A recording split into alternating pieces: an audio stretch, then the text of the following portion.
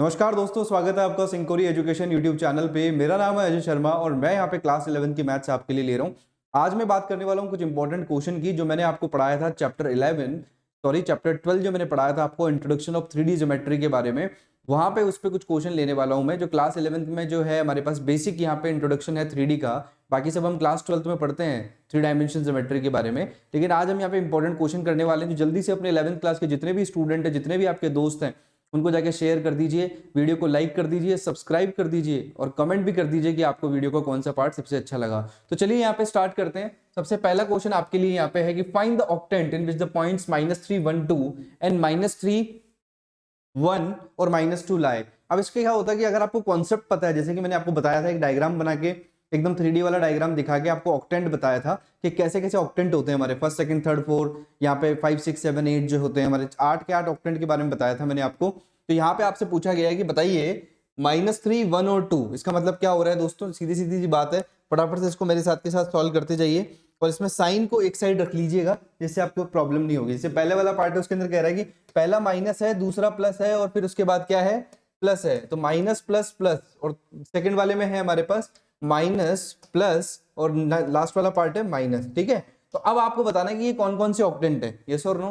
तो यहाँ पे देखिए पहला ऑक्टेंट होता है जिसमें तीनों पॉजिटिव होते हैं और सातवां ऑक्टेंट होता है जिसमें तीनों नेगेटिव होते हैं। तो ये आपको पता होना चाहिए। तो देखो ये वाला जो ऑक्टेंट है इसमें एक माइनस है, तो नेक्स्ट वाला पार्ट जो है उसके अंदर एक एक्सिस माइनस हो जाती है। तो ये कौन सा ऑक्टेंट होगा हमारा, सेकंड ऑक्टेंट होगा। कौन सा होगा, सेकंड वाला ऑक्टेंट हो जाएगा आपका सीधा सीधा। और ये वाला ऑक्टेंट कौन सा होगा, minus plus minus. Minus plus minus कौन सा ऑक्टेंट होगा, जब आपको पता है कि सेवंथ वाला जो है वो क्या है, माइनस माइनस माइनस है, तीनों पार्टी उसके अंदर माइनस हो जाते हैं। तो उसके पास वाला जो ऑक्टेंट है उसमें क्या होगा, एक पॉजिटिव होगा और दो नेगेटिव होंगे। अगर आप उस कॉन्सेप्ट को देखें प्रीवियस क्लास को जाके तो आसानी से इस क्वेश्चन को सॉल्व कर सकते हैं। तो वो कौन सा ऑक्टेंट होगा, 6 वाला ऑक्टेंट होगा। तो सेकंड और 6 इसका करेक्ट आंसर होगा। तो आपको साइन लिख लेना सीधा, क्या क्या है हमारा, minus plus plus, minus plus और माइनस। इसी हिसाब से आप बता देंगे सीधा सीधा कि यहाँ पे सेकंड और क्या है, 4 सेकंड और 6 मेरा क्या है, ऑक्टेंट होगा। आप इसको फटाफट से नोट डाउन कर लीजिए, साथ में इसको सॉल्व भी कर लीजिए। नेक्स्ट क्वेश्चन की तरफ बढ़ते हैं। फिर यहाँ पे आपने देख लिया होगा इसको, सेकंड और फोर्थ ऑक्टेंट आपको समझ में भी आ गया होगा, इसका स्क्रीनशॉट भी आपने ले लिया होगा। जल्दी से नेक्स्ट क्वेश्चन की तरफ बढ़ते हैं दोस्तों। आपको फटाफट से, मेरे को कम टाइम में बहुत सारी चीजें रिवाइज करवानी है। तो यहाँ पे लिखा हुआ है show that the points P आपको दिया हुआ है -2 3 5 और Q आपको दिया हुआ है 1 2 3 एंड R आपको दिया हुआ है 7 0 -1 और आपको बोला गया है कि ये कोलिनियर है या नहीं है। इसके बारे में हम यहाँ पे डिस्कस करने वाले हैं। तो अब यहाँ पे देखिए फटाफट से इस क्वेश्चन को मेरे साथ के साथ सॉल्व करते जाइएगा, जिससे कि आपको क्या हो जाएगी, चीजें क्लियर हो जाएंगी अच्छे से। तो आप देखेंगे यहाँ पे कि आपको क्या बोला गया, कोलिनियर कॉन्सेप्ट पे क्वेश्चन पूछ लिया जाता है। इंट्रोडक्शन ऑफ 3D के अंदर कोलिनियर जो कॉन्सेप्ट है आपका, उसके ऊपर क्वेश्चन आपको पूछ लिया जाता है और आपसे बोल दिया जाता है कि इसको कैसे करना है हमें। जैसे आपके पास 3 पॉइंट दिए हुए हैं, -2 3 5। मैं लिख लेता हूँ एक एक पॉइंट को। यहाँ पे आपको P आपको दिया हुआ है दोस्तों, वो दिया हुआ है -2 3 और 5 आपको दिया हुआ है। और यहाँ पे Q आपको दिया हुआ है 1 2 3। क्या दिया हुआ है, 1 2 और 3 दिया हुआ है। यस और नो, चेक कर लो साथ के साथ क्वेश्चन को। और R आपको दे रखा है दोस्तों, वो दे रखा है 7 0 और -1। बस यहाँ पे तीनों पॉइंट आपने लिख लिए। तीनों पॉइंट आपको क्लियर हो गए होंगे। अब आपको पूछा गया कि ये तीनों पॉइंट कोलिनियर है या नहीं है, P Q और R ये तीनों कोलिनियर है या नहीं है। ठीक है, अब यहाँ पे सबसे पहले क्या निकालूंगा, मैं PQ को निकालूंगा। अब मेरे को बताओ, आप 2 पॉइंट अगर आपको दिए हुए हो तो PQ आप निकाल सकते हो क्या। डिस्टेंस फॉर्मूला मैंने बताया था लास्ट क्लास में, उसी की मदद से यहाँ पे मैं सॉल्व करूंगा इसको। देखिए यहाँ पे क्या होगा मेरा, ये क्या है मेरा x2 y2 z2 और ये क्या है मेरा x1 y1 और z1। तो क्या होगा मेरा, x2 - x1 मतलब कितना हो गया, 1 - -2 मतलब 1 + 2 का स्क्वायर। यस और नो, प्लस देखिएगा 2 + 2 - 3 कितना हो जाएगा मेरा, 2 - 3 हो जाएगा मेरा, माइनस का 1 होगा वो बाद में देख लेंगे। आगे देखिए 3 - 5 क्या हो जाएगा मेरा, यहाँ पे z2 - z1 हो जाएगा। बस चेक करते जाएंगे, एक एक को सॉल्व करते जाएंगे और अच्छे से सारी चीजें क्लियर करते जाएंगे। देखिए क्या आएगी वैल्यू, 3 का स्क्वायर क्या आ गया 9। यहाँ पे देखिए 2 - 3 कितना होता है, माइनस का 1, तो -1 का स्क्वायर क्या होगा, 1 ही होगा। 3 - 5 कितना हो जाएगा, माइनस का 2 होगा, तो माइनस का 2 का स्क्वायर कितना होगा, 4 होगा। तो यहाँ पे क्या आ जाएगा मेरा, 9 + 1 10, 10 + 4 कितना हो गया, √14 आ गया। तो PQ का वैल्यू आ गया क्या दोस्तों, चेक कर लो, PQ का वैल्यू आ गया क्या। जब अगर आपको PQ का वैल्यू मिल गया, उसके बाद आप क्या निकालेंगे, यहाँ पे QR को निकालेंगे। अब देखिए QR कैसे निकलेगा मेरा, QR का वैल्यू कैसे निकलेगा उसको चेक कर लो। यहाँ पे QR का वैल्यू जो है उसको हम कैसे फाइंड करेंगे वो देख रहे हैं। QR है मेरा यहाँ पे 7 - 1, 6 का स्क्वायर लिख रहा हूँ डायरेक्टली, ठीक है, प्लस यहाँ पे क्या हो गया 0 माइनस टू का स्क्वायर लिख रहा हूँ, मतलब कितना हो जाएगा 4 हो जाएगा। सीधा ही स्क्वायर लिख रहा हूँ मैं, आप लोगों को पता है कैसे मैं यहाँ पे कर रहा हूँ, x2 minus x1, y2 minus y1, z2 minus z1 जो मैं अप्लाई कर रहा हूँ। तो 7 माइनस 1 कितना हो गया, 6 का स्क्वायर 36, 0 माइनस 2 2 का स्क्वायर 4, और माइनस 1 माइनस 3 कितना हो जाएगा, माइनस 4 का स्क्वायर, दैट इज क्या हो जाएगा हमारा 16। यस और नो? तो 16 और कितना 4 कितना होता है, 20 होता है, और 20 और 36 कितना होता है हमारा 36 कितना होता है, वो हमारे पास यहाँ पे होता है 56। ठीक है, तो यहाँ पे सीधा सीधा क्या आ जाएगा, हमारा आंसर क्या आ जाएगा 56 आ जाएगा। और 56 को आप क्या लिख सकते हैं, 56 को आप क्या लिख सकते हैं 14 फोरजा, मतलब 14 फोरजा मतलब कितना हो गया 2√14 आप इसको लिख सकते हैं। इसका मतलब किसकी वैल्यू आ गई आपकी, QR की वैल्यू भी आ गई आपके पास। यस और नो? QR आपको मिल गया, PQ आपको मिल गया। अब आपको क्या निकालना है, RP निकालना है या PR निकालना है, आप कुछ भी मान लें, PR आपको निकालना है। ये आ गया आपका 2√14, क्योंकि ये 2 अंदर जाएगा तो क्या होगा 4, और 14 फोरजा कितना होता है दोस्तों, 14 फोरजा होता है हमारे पास 56। तो आप आसानी से इसको लिख सकते हैं, अंडर रूट के अंदर 14 चला गया, 2√14 आ गया आपका। इजीली आप इसको समझ सकते हैं। अब यहाँ पे आगे चलते हैं, आगे बढ़ते हैं नेक्स्ट पार्ट की तरफ। आप बाद में स्क्रीनशॉट ले लेना, मैं आपको पूरा मौका दूंगा, साथ के साथ लिखते भी जाइए, लेकिन पहले पूरा क्वेश्चन यहाँ पे सॉल्व करिएगा जिससे आपको क्लियर हो जाए। जैसे अभी मेरे को क्या निकालना है, PR भी निकालना है। क्या निकालना है, PR भी मुझे निकालना है। तो PR का वैल्यू मैं यहाँ से ले रहा हूँ, पॉइंट्स देख लेता हूँ। यहाँ पे लिखा हुआ है 70-1 और दूसरा पॉइंट है मेरा -235। आप जो मर्जी चाहे RP ले लें, PR ले लें, बात एक ही है, डिस्टेंस हमेशा सेम ही आती है, पॉजिटिव ही आती है। तो यहाँ पे लिखा आपने 7 - 2 मतलब 7 -2 का मतलब हो गया कितना हो गया 9 का स्क्वायर। यस और नो?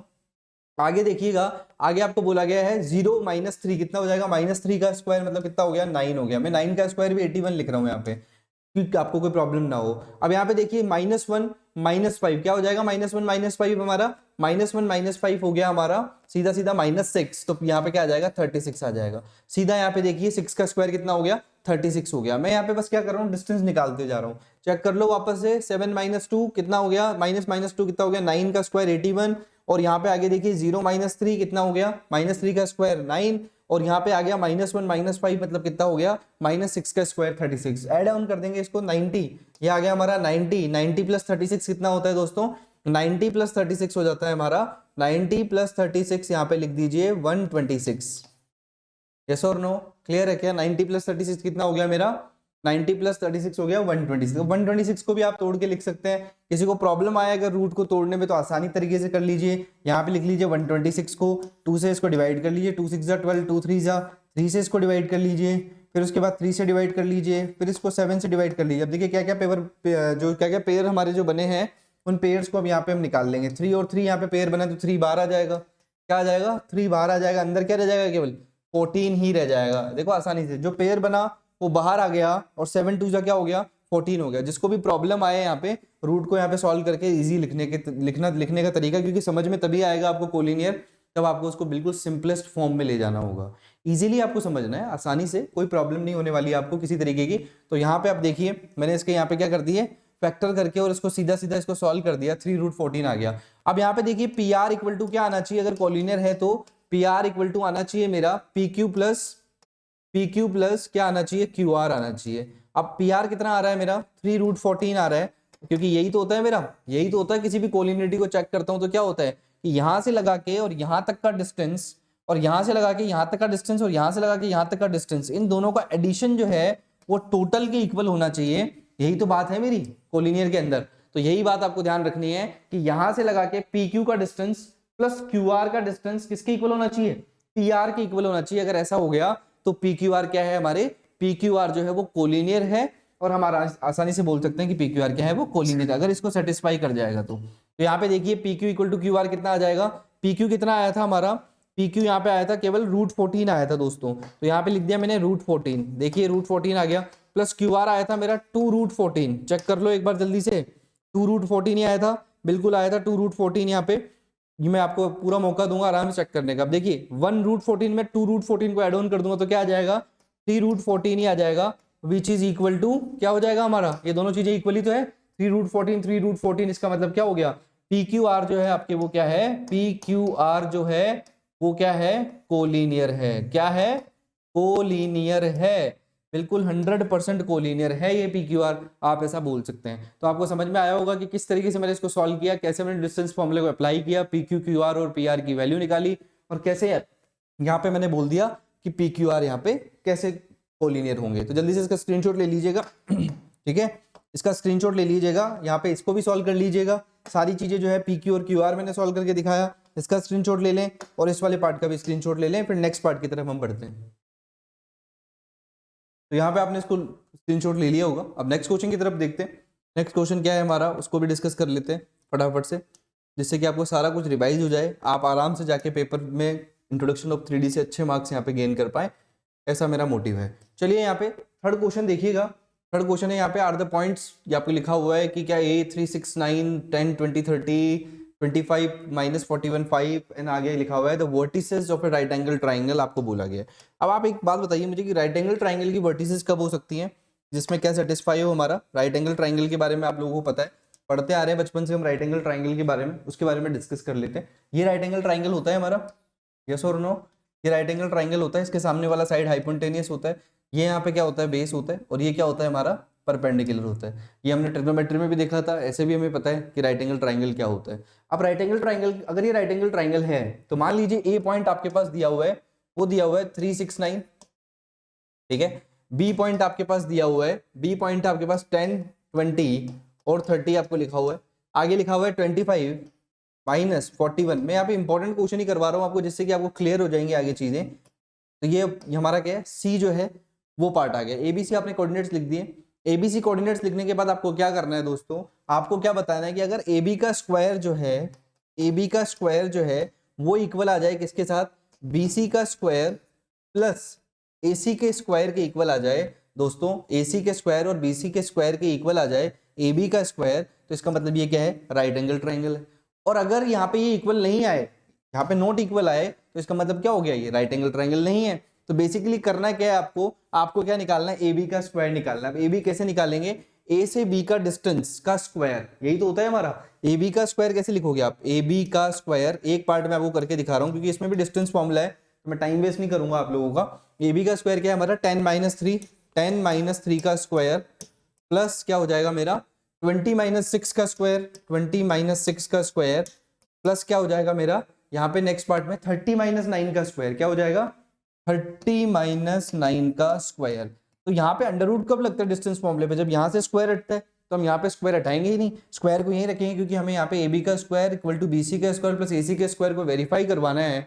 अगर ये बात सही है तो ये राइट एंगल ट्राइंगल है, अगर ये बात गलत है तो यहाँ पे क्या हो जाएगा, राइट एंगल ट्राइंगल नहीं है। तो सिंपल क्वेश्चन, आसानी से आप इसको निकाल सकते हैं। ए बी निकाला, वैसे आप बी सी भी निकाल सकते हैं, वैसे ही आप ए सी को भी फाइंड आउट कर सकते हैं और इक्वली इसको इस इक्वेशन में रख के और वेरीफाई कर सकते हैं कि ये राइट एंगल ट्राइंगल है या नहीं है। तो जल्दी से इस क्वेश्चन के लिए हिंट लिख लीजिए। नेक्स्ट क्वेश्चन की तरफ बढ़ता हूं। तो यहाँ पे हम नेक्स्ट क्वेश्चन की तरफ बढ़ते हैं। नेक्स्ट क्वेश्चन देखिएगा। तो नेक्स्ट क्वेश्चन है आपका यहाँ पे कि find the coordinates of the centroid of the triangle whose vertices are x1 y1 z1 x3 y2 z3 और यहाँ पे x2 y2 z2 और यहाँ पे x3 y3 z3 है। इसको आप करेक्ट कर लेना, x2 y2 z2 होगा ये, ठीक है। तो यहाँ पे अगर आप देखें नेक्स्ट पार्ट की तरफ देखें तो यहाँ पे आप देखेंगे कि किस तरीके से ऐसे क्वेश्चंस को किया जाता है और ये बहुत इंपॉर्टेंट है।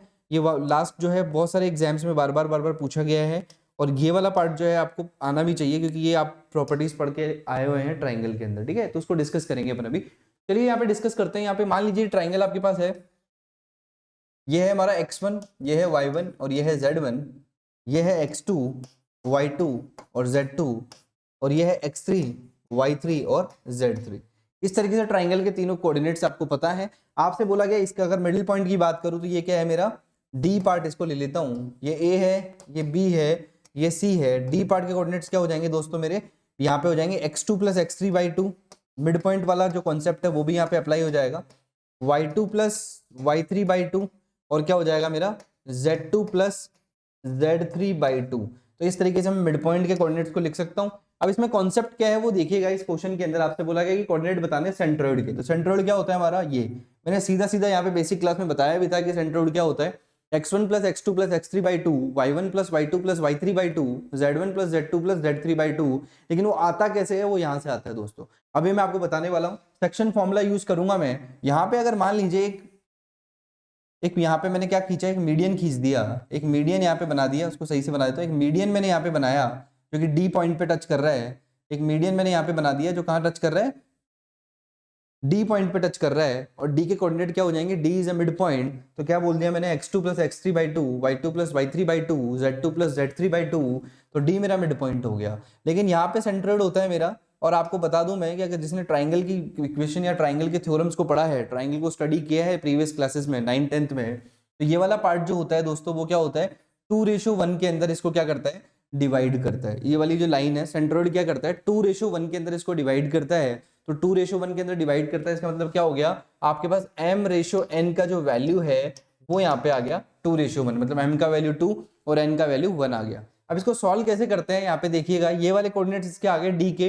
और a के कोऑर्डिनेट क्या है हमारे x1 y1 और z1, तो इसी के साथ इसको अटैच कर देंगे। नेक्स्ट पार्ट में दिखाता हूँ मैं आपको किस तरीके से ऐसे क्वेश्चन को सॉल्व किया जाता है और किस तरीके से हम यहाँ पे बोल सकते हैं। मान लीजिए यहाँ पे a जो है उसके कोऑर्डिनेट लिख देता हूँ, a के कोऑर्डिनेट क्या है हमारे x1 y1 और z1, और d का कोऑर्डिनेट क्या है मेरा, d का कोऑर्डिनेट है मेरा x2 plus x3 by two, ठीक है, y2 plus y3 by two और z2 plus z3 by two, जो कि मैंने आपको अभी प्रीवियस उसमें बताया कि किस तरीके से मिड पॉइंट को निकालते हैं, ठीक है। तो यहाँ पे अगर आप इसको z2 plus z3 by two कर देंगे तो आप इसको आसानी से लिख सकते हैं। मैं इसको ऊपर ही लिख देता हूँ जिससे आपको क्लियर हो जाएंगी चीजें। तो यहाँ पे लिखा मैंने z2 plus z3 by two, तो इस तरीके से आप इन दोनों पॉइंट्स के बीच में क्या निकाल लेंगे, बेसिकली सेक्शन फॉर्मूला आप अप्लाई कर लेंगे। क्या होगा यहाँ पे, m/n क्या है यहाँ पे, ये इसको डिवाइड कर रहा है, मान लीजिए 2:1 के अंदर डिवाइड कर रहा है। जैसा कि मैंने अभी आपको ट्राइंगल में बताया कि मीडियन जो होता है वो सेंट्रोइड जो होता है हमारा, उससे क्या करता है 2:1 के अंदर उस लाइन को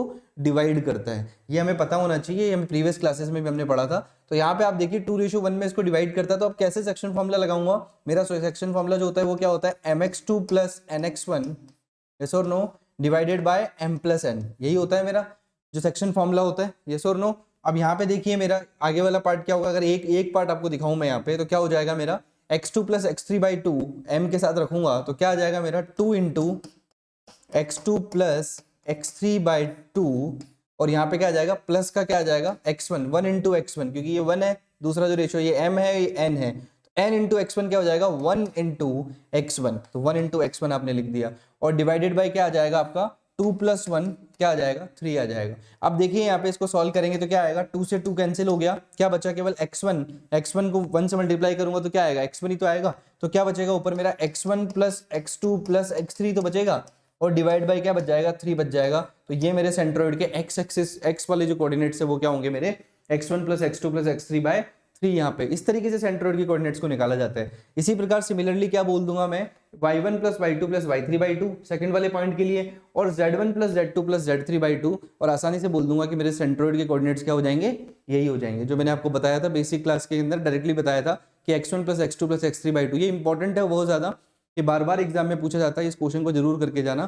फटाफट से इसका स्क्रीनशॉट ले लीजिए, नेक्स्ट पार्ट की तरफ बढ़ते हैं। यहाँ पे आपको ये क्वेश्चन समझ में आ गया होगा, बहुत इंपॉर्टेंट क्वेश्चन है। अब आगे देखिएगा, नेक्स्ट पार्ट है हमारा कि find the ratio in which the line segment joining the point 4 8 10 and 6 10 -8, दो कोऑर्डिनेट्स आपको दिए हुए हैं, is divided by the YZ plane, आपको ये बोला गया है। फटाफट से इस क्वेश्चन को नोट डाउन कर लीजिए और मेरे साथ के साथ सॉल्व करते जाइएगा, जिससे कि आपको क्लियर हो जाएंगी चीजें। चलिए यहाँ पे अगर आप देखेंगे ऐसे क्वेश्चन को कैसे करते हैं, जब भी आपको रेशियोज गिवन नहीं हो, सेक्शन फॉर्मूला के पर बेस्ड अगर कोई क्वेश्चन आए और वहां पे आपको रेशियोज नहीं पता हो, तो आपको क्या अज्यूम करना है, k/1 ले लेना है दोस्तों। क्या ले लेना है, k/1 ले लेना है। कोऑर्डिनेट्स लिख लो यहाँ पे क्या क्या है, 4 8 और 10, यहाँ पे लिखा हुआ है 4 8 और 10। आगे देखिएगा, आगे आपको बोला गया 6 10 6 10, और क्या लिखा हुआ है -8। इस तरीके से आपके पास दो कोऑर्डिनेट्स दिए हुए हैं और k/1 के अंदर ये इसको डिवाइड कर रहा है। ये लाइन है पूरा का पूरा, इसको किस में डिवाइड कर रहा है, यहाँ से यहाँ तक मान लीजिए k है, यहाँ से यहाँ तक क्या है 1 है, तो k/1 में इसको डिवाइड कर रहा है, ठीक है। तो अब यहाँ पे आप देखें तो ये क्या दिया हुआ है आपको, वाईजेड प्लेन दिया हुआ है। तो वाईजेड प्लेन में आपको पता है x कोऑर्डिनेट क्या हो जाएगा, 0 हो जाएगा आपका। x कोऑर्डिनेट क्या हो जाएगा आपका, 0 हो जाएगा। ये पता होना चाहिए आपको कि जब वाईजेड प्लेन होगा उसके अंदर x 0 होगा, अगर xy प्लेन होगा तो उसमें z 0 होगा। ये मैंने बताया था आपको स्टार्टिंग क्लास के अंदर, इंट्रोडक्शन जब दिया था 3D का, कि कौन से प्लेन में कौन 0 होता है। चलिए, तो यहाँ पे अगर आप इसमें फॉर्मूला लगाएंगे तो फॉर्मूला क्या हो जाएगा आपका x के लिए, x के लिए आपका फॉर्मूला हो जाएगा x, जो आप यहाँ पे xy z जो निकाल रहे हैं, इसके कोऑर्डिनेट्स जो निकाल रहे हैं आप पॉइंट के, जो k/1 में डिवाइड कर रहा है इसको, उसके कोऑर्डिनेट कैसे आएंगे आपके, mx2 plus nx1 upon m plus n। ये मैंने फॉर्मूला बताया था आपको। आप सिंपली ये वाला फॉर्मूला अप्लाई करते हैं, क्योंकि आपको पता है x वाला पार्ट क्या है आपका जीरो के इक्वल है, सीधा इसको जीरो के इक्वल रख दें, क्योंकि एक्स वाईजेड प्लेन के अंदर एक्स क्या होता है आपका, जीरो होता है। अब यहाँ पे आप देखेंगे कि m/1 की जगह क्या रखूंगा, m की जगह k रखूंगा, और यहाँ पे क्या हो जाएगा मेरा k इंटू x2 कौन है दोस्तों, ये मेरा x2 है, ये मेरा y2 है और ये मेरा z2 है, ये x1 y1 और ये z1 है। तो यहाँ पे इसको सिंपली कैसे सॉल्व करेंगे, यहाँ पे रखेंगे x2 को, तो 6 प्लस nx1 क्या हो जाएगा मेरा, n इंटू x1 मतलब 1 इंटू x1 कितना है मेरा 4 है, और डिवाइडेड बाय क्या आ जाएगा k प्लस 1 आ जाएगा दोस्तों। तो ये x एक्सिस के कोऑर्डिनेट आएंगे, इसको और सॉल्व कर लेते हैं। तो ये आ जाएगा 6k plus 4 divided by k plus 1 that is equal to 0, क्योंकि x जो है वो 0 है yz प्लेन में। तो सीधा सीधा देखो आप यहाँ पे k प्लस 1 उधर जाएगा तो क्या बन जाएगा, 0 बन जाएगा। तो क्या आया आपका आंसर यहाँ पे कि 6k प्लस 4 जो है वो किसके इक्वल आ गया, 0 के इक्वल आ गया। या फिर मैं बोलूँगी k जो है वो किसके इक्वल आ गया यहाँ पे, 4/-4/6, या बोल सकता हूँ मैं 2 2 जा 4 2 3 जा 6 2/3 के इक्वल आया। अब देखो रेशियोज में कोई माइनस नहीं होता, तो k का वैल्यू आपका क्या आया 2/3 आया, तो k/1 क्या हो जाएगा मेरा, k/1 जो हो जाएगा वो हो जाएगा 2/3/1, तो 3 उधर चला गया तो क्या आ गया 2/3 आपका क्या हो जाएगा आंसर हो जाएगा। सीधा सीधा आप बोल देंगे 2/3 आपका आंसर होगा। जल्दी से इसका भी स्क्रीनशॉट ले लीजिए, फिर यहाँ पे आगे बात करते हैं। तो आपने क्वेश्चन भी देख लिया होगा, बहुत इंपॉर्टेंट है पांचों के पांचों क्वेश्चन जो है एग्जाम पॉइंट ऑफ व्यू से, और आपका मैंने यहाँ पे चैप्टर पूरा करवा दिया इंट्रोडक्शन ऑफ 3D, और इंट्रोडक्शन ऑफ 3D के अंदर यही बेसिक क्वेश्चन ज़्यादा पूछे जाते हैं। आपको ये बेसिक कॉन्सेप्ट क्लियर होंगे तो आसानी से आप वहाँ पे क्वेश्चन कर पाएंगे। जैसे मैंने यहाँ पे 2 चैप्टर आपको करवा दिए, कॉनिक सेक्शन आपको कंप्लीट करवा दिया, साथ में आपको इंट्रोडक्शन ऑफ 3D के बारे में कुछ इंपॉर्टेंट क्वेश्चन और कॉन्सेप्ट यहाँ पे मैंने लिए थे, वो सारी चीज़ें भी यहाँ पे कंप्लीट करवा दी। अब हम नेक्स्ट क्लास में जो है नए टॉपिक के साथ आपके साथ बात करेंगे। नए टॉपिक में हम यहाँ पे डिस्कस करेंगे और भी चीज़ें जो कि इंपॉर्टेंट है, जैसे हम हो सकता है लिमिट्स एंड डेरिवेटिव्स की बात करें, स्टैटिक्स की बात करें, प्रोबेबिलिटी की बात करें। तो मिलते हैं दोस्तों आपको नेक्स्ट क्लास में। उम्मीद करता हूँ आपको ये सारे के सारे क्वेश्चन और ये जो क्लास है आपको वो पसंद आई होगी। अगर आपको पसंद आई तो जाके नीचे कमेंट जरूर करना, वीडियो को लाइक करना, शेयर करना अपने फ्रेंड्स के साथ। Thank you so much friends.